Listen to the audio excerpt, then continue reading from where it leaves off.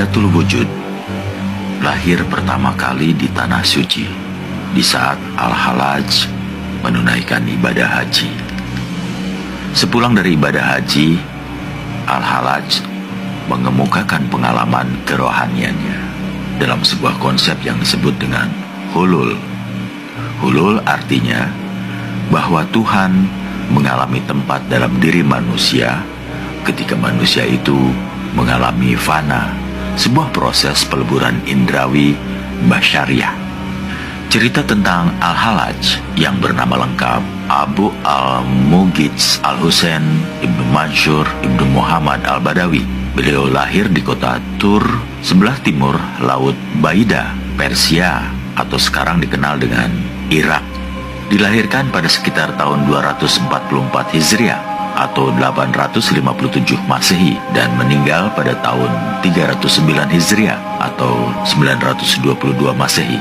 Al-Hallaj adalah seorang guru sufi yang sangat populer di zamannya, yaitu saat Al-Hallaj berumur kurang lebih 20 tahun dan Al-Hallaj berguru kepada Syekh Amr al-Maliki dan mulai mempelajari tasawuf.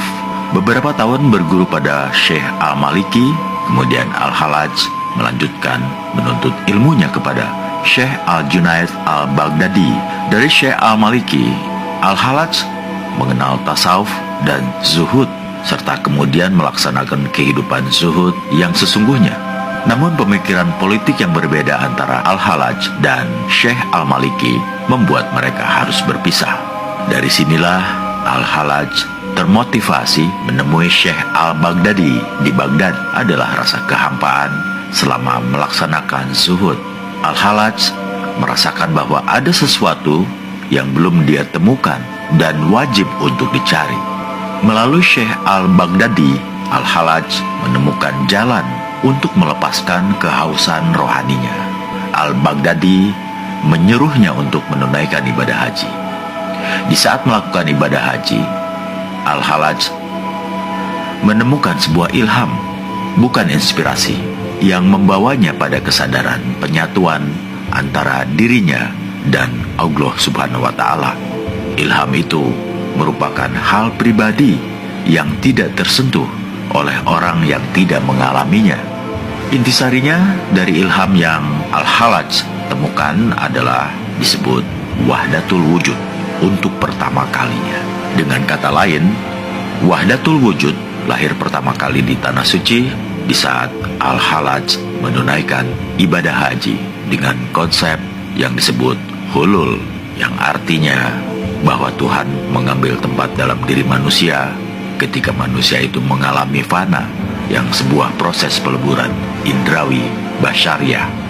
Tanpa pemahaman apa-apa tentang hal ini, tanpa membuat perbincangan, golongan Mu'tazilah dan Syiah kemudian menggelar pertemuan besar bahwa Al-Hallaj telah menyebarkan kesesatan terhadap umat Islam, khususnya tentang ketauhidan.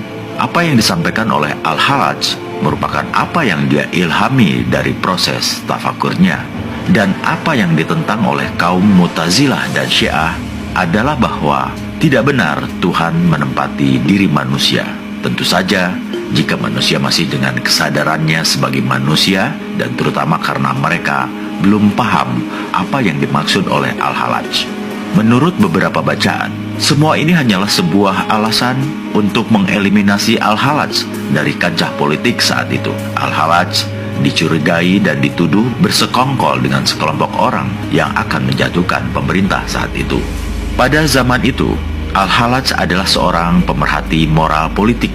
Suatu saat ada kelompok besar yang melakukan demonstrasi menuntut adanya reformasi moral politik, dan kelompok ini mengaku mendapatkan dukungan dari Al-Hallaj, dan hal inilah yang menyebabkan Al-Hallaj dipenjara selama kurang lebih 9 tahun. Singkat cerita, Al-Hallaj dipenjara karena alasan politik. Al-Hallaj dianggap tokoh yang paling berbahaya karena berupaya menggulingkan pemerintahan. Namun sebenarnya Al-Hallaj banyak menghabiskan waktunya untuk zuhud dan berdakwah, dan tidak ada keinginan baginya untuk menggulingkan kekuasaan siapapun, karena Al-Hallaj bisa dikategorikan tergolong orang yang mencintai perdamaian dunia. Al-Hallaj kemudian dijatuhi hukuman mati, walaupun dari pihak kerajaan sudah mengampuni beliau, mengingat jasanya saat mengobati putra mahkota kerajaan. Pada tahun 922 Masehi, Al-Hallaj disalib dan dipukuli dengan batu hingga darahnya bercucuran dari kepala. Al-Hallaj dibiarkan separuh mati selama sehari, dan akhirnya Al-Hallaj dipenggal kepalanya. Ajaran Al-Hallaj dikenal dengan kata Al-Hulul. Menurut Al-Hallaj, di antara hamba dan Tuhan terdapat garis pemisah yang menegaskan hakikat masing-masing.